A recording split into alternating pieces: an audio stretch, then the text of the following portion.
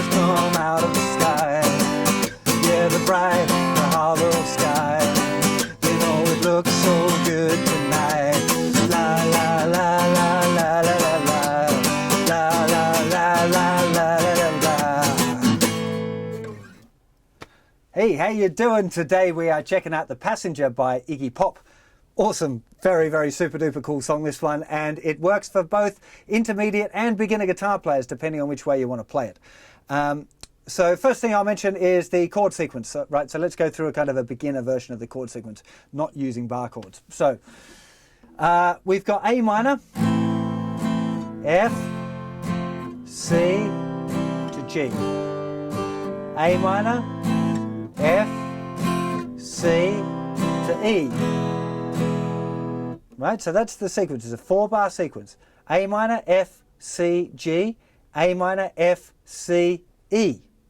Right, that would be the general sequence. But I need to point out here at this point that it doesn't always go to the E chord. Sometimes it just bounces around A minor, F, C, G, and it just keeps doing that for a bit, and then sometimes that E chord shows up. So I've kind of not simplified it. I've organized it so it's doing the E chord every second time, but it's not quite that exact on the record, right? So I'd recommend learning it this way, and if you're a huge Iggy Pop fan and you want to get it exactly right, then look out for, have a listen and figure out exactly where it goes. If you want an even simpler version, just do the A minor, F, C, G all the way through, and that'll sound fine too. So that's the first thing that's important, is the chord sequence, right? The next thing that's really a big deal for this one is the rhythm, because the rhythm is the whole deal with this tune, as to making it sound like the song.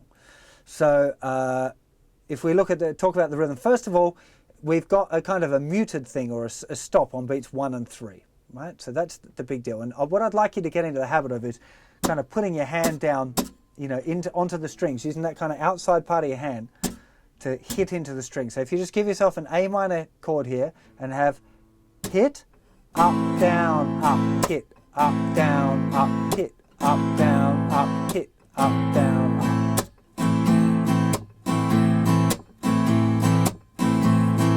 Now, if those of you that know how to do a muted strum, you could do a muted strum there if you want. Or just the hit. Right, so the hit is just the outside of the hand touching the strings. Muted strum, it's the same thing, but as the palm hits, you kind of strum it, so you get this kind of, you should be able to do, it's a good test if you're doing the muted strum right, is to take that hand off. Can you do a muted strum just using that hand, right? If you can't, you're not doing the muted strum right. It's in my intermediate course if you're not sure how to go about doing that, so you might want to check that out.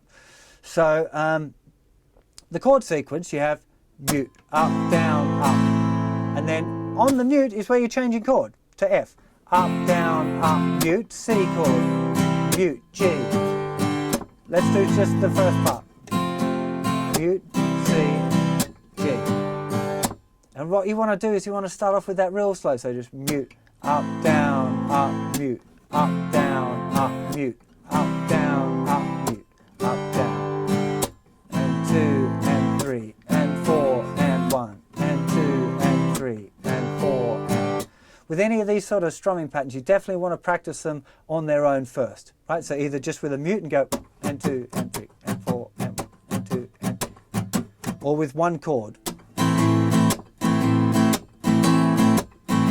Because if you can't do the strumming pattern right on one chord, you're never going to be able to do it while the chords are changing too. Too many things to think about. So make sure you get those kind of elements right first. So learn the chord sequence, get that down. Just do it with simple strumming, just doing 2 strums on each one if you want. That would be a good kind of starting point, right? So, I am the passenger, and I ride and I ride. So kind of get used to where the chords are sitting with the song, just with real simple strumming, right? Then practice up your strumming pattern and make sure that you get that right, and then go and apply it to that chord sequence, and just really slowly to start off 1 and 2 and 3 and 4 and 1 and 2 and 3 and 4, and eventually build it up to proper speed. Works all of these things are the same on acoustic guitar and electric guitar as well, by the way. I just do acoustic guitar because it's easier for me to do the lesson on, and I don't have to plug it in amps and volumes and re-recording it and all that stuff. Hence why I do these things mostly on acoustic guitar. In case you wondered, maybe you didn't, and my phone keeps going. Sorry about that. So once you've got that open chord version and you've got the strumming thing, the way to kind of shift it into the intermediate thing is to be using bar chords instead of open chords, right? And it's a great tune for that. And I think the record is played with bar chords. So for this one, you'd have the A minor up at the 5th fret, using the E shape, of course. A minor, F, at the 1st fret, you should know F already. C, using your good old A-shaped bar chord, the one that probably a favourite for all of you. I know a lot of people struggle with that one. It just takes practice, you know. Make sure that the first finger is muting the thickest string as well with that. You're going to get onto that chord. C, and then you're either going to G, which is in the same 3rd fret but using the E shape, or if it's the time that you're going to E, slide it up so your first finger's in the 7th fret. So you have A minor, F, C, G. A minor, F, C, E. A minor, F, C, G. A minor, F, C, E. And you're there. That's the tune. It's a lot of good fun to play this one. It's got a lot of energy, good party favourite, although probably not too many people know all the words. I certainly didn't. I knew the passenger ride and I ride, that bit. The bit that everybody knows.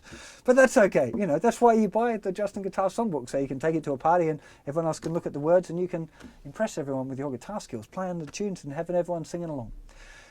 Or not. Have yourselves a lovely one, and I'll see you very soon. Take care. Bye-bye.